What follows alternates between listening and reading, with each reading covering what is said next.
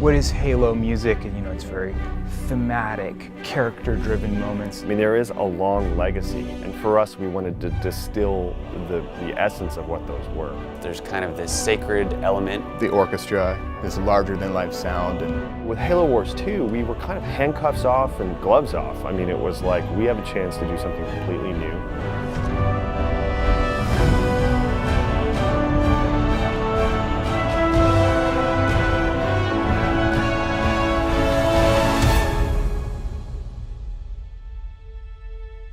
When I sat down with Brian and said, hey, we want to launch a whole nother score, rebirth the whole franchise, or a part of our existing franchise, how are we going to do that?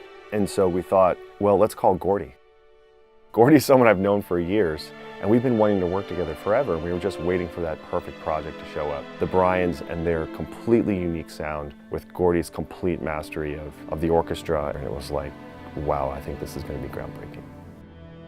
Something that I wanted to do, and we discussed this in the beginning, was approach this score very thematically. So each character having a theme and sort of a more old-fashioned traditional approach to the score, but done in a modern way. We wanted new themes and that still kind of feels like Halo, but it also moves the story further and taking the sound into the sort of next generation of Halo music. With Atriox, he's a brute and this huge intimidating character.